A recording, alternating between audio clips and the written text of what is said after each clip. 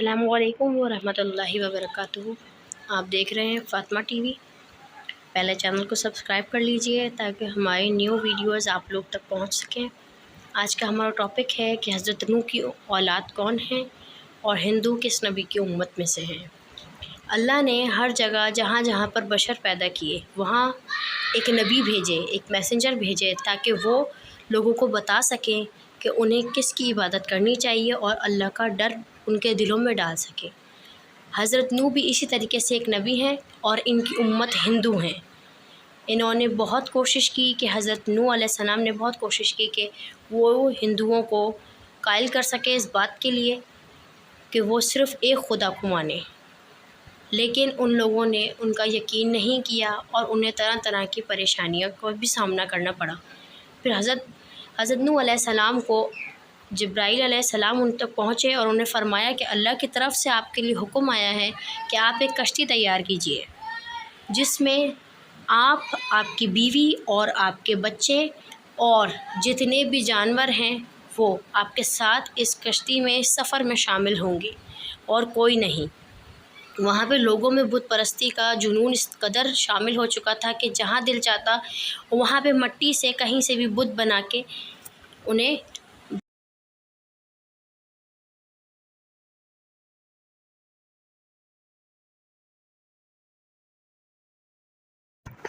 پوجنے لگتے اور دوسروں کو بھی اس کی تعلیمات کرتے۔ اسی طریقے سے ان کی جو بہو تھی وہ اس چیز میں انٹر ہو گئی اور ان کی بیچ والی بہو نے بت پرستی شروع کر دی اور اپنے شوہر کو بھی قائل کرنے لگی کہ اس طرف آؤ، کوئی خدا نہیں، معاذ اللہ کوئی خدا نہیں ہے اور تمہارے والد کوئی نبی نہیں ہے، ان کو کسی چیز کا کوئی علم نہیں ہے، صرف وہ ہمارا وقت ضائع کر رہے ہیں۔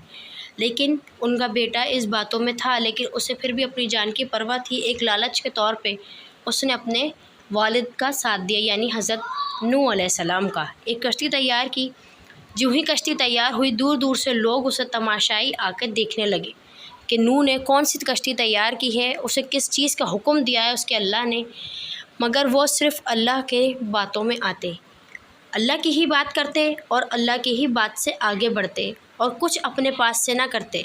لیکن ایک دن کشتی میں جو ہی بارش ہو رہی تھی تو کشتی میں آگ لگ گئی، مگر کشتی کو بچا لیا گیا۔ دوسرے ہی دن ان لوگوں نے سارے جانوروں کو چڑھا لیا اور بارش کا، طوفان کا انتظار کرنے لگے۔ 14 دن تک وہ جانوروں کے ساتھ رہنے لگے۔ جب روانگی کی بات آئی تو ان کی بہو نے انکار کر دیا۔ ان کی بہو کے ساتھ زور زبردستی کی گئی لیکن وہ ان کے ساتھ نہیں گئی۔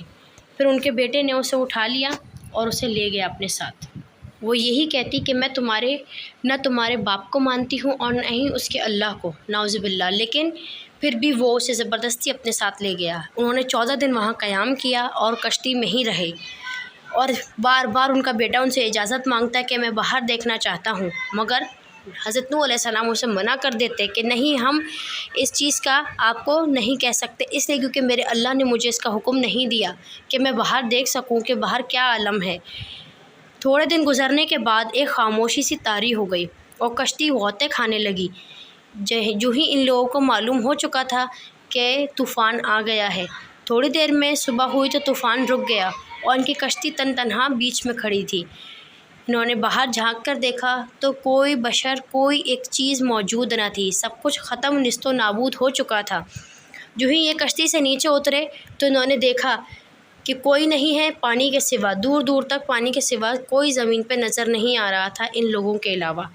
اسی طریقے سے جیسے یہ زمین پہ اترے تو ان کے راستے جدا ہو گئے، سارے بیٹے الگ ہو گئے، حضرت نوح علیہ السلام الگ ہو گئے۔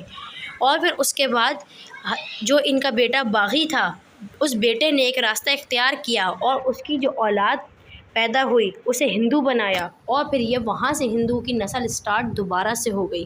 وہیں سے بت پرستی شروع ہو گئی اور ان کی بہو نے بت بنانا شروع کر دیے، بت بناتی، انہیں پوچھتی اور جب وہ اس کی مراد پوری نہ کرتے تو انہیں چپل سے مارتی۔ تو یہاں سے سٹارٹ ہوا، دوبارہ سے آغاز ہوا ہندوؤں کا۔ اب آپ جان سکتے ہیں کہ آج ان کے 3 ملین سے زیادہ بھگوان ہیں جسے چاہے پوچھتے ہیں، اور نعوذ باللہ یہ تو ان چیزوں کو بھی پوچھتے ہیں جن کو ہم گمان میں بھی نہیں رکھ سکتے کہ شاید ہم انہیں خدا مانیں۔ دوسری بات یہ کہ ہمیں چاہیے، ہم پہ لازم ہے، ہم پہ لازم ہے کہ ہم لوگوں کو ہدایت کا پیغام دیں، کیونکہ ہم نبی کی امت میں سے ہیں اور ہم پہ واجب ہے یہ کہ ہم لوگوں تک پیغام پہنچائیں، کیونکہ حضرت نوح علیہ السلام، ہندوؤں کا کہنا ہے کہ وہ کہتے ہیں کہ ہمارے پاس اللہ نے ہدایت کے لیے کوئی نبی نہیں بھیجا، جبکہ حضرت نوح علیہ السلام ان کے پاس بھیجے گئے تھے لیکن انہوں نے یقین نہ کیا۔ قیامت کے دن حضرت نوح علیہ السلام حاضر ہوں گے خدا کے حضور، اور اللہ پوچھے گا ان سے، جب ہندو ان پر الزام لگائیں گے کہ ہمیں کوئی ہدایت کے لیے کوئی میسیجر، کوئی نبی نہیں بھیجا، کیونکہ حضرت نوح علیہ السلام تو ان کے پاس گئے تھے لیکن انہوں نے یقین نہ کیا ان پر، اور نہ ہی ایمان لائے اس خدا پر جو وحدہ لا شریک ہے۔ اسی طریقے سے حضرت نوح علیہ السلام کے لیے کھڑے ہوں گے ہمارے پیارے نبی صلی اللہ علیہ وآلہ وسلم کہ آپ بتائیے کہ میں آیا تھا، میں نے انہیں ہدایت دی لیکن انہوں نے مجھ پہ یقین نہ کیا اور مجھے اور میرے اللہ کو جھٹلا دیا۔ اس کے بعد حضرت نوح علیہ السلام مانگیں گے گواہی پیارے نبی کی اور ان کی امت کی، تو ہمیں چاہیے کہ ہم کوشش کریں کہ زیادہ سے زیادہ ہدایت دیں اور اس جاہلیت کو روکیں، کتنی کوشش کریں کہ ہمارا میسیج، ہماری آواز دوسروں تک بھی پہنچے اور وہ اس چیز کا ساتھ دیں ہم تک۔ یہ جاہلیت ہے اور کچھ نہیں، ہمیں چاہیے کہ ہم اس چیز کو ختم کریں اور اپنے اس خدا کے لیے، اپنے اس اللہ کے لیے کہ ہم اس کے آگے جب کھڑے ہوں تو ہم سچی گواہی دے سکیں کہ ہم نے بھی کوشش کی کہ ہم لوگوں کی اصلاح کر سکیں۔ انشاءاللہ ہم پوری کوشش کریں گے کہ ہم لوگوں کی اصلاح کر سکیں، ہدایت کر سکیں، اور اللہ ہمیں بھی ہدایت کا موقع دے اور ہم بھی نیک بنیں۔ انشاءاللہ نیکسٹ ویڈیو میں پھر ملیں گے ایک نئے ٹاپک کے ساتھ۔ چینل کو سبسکرائب کیجیے۔ اللہ حافظ۔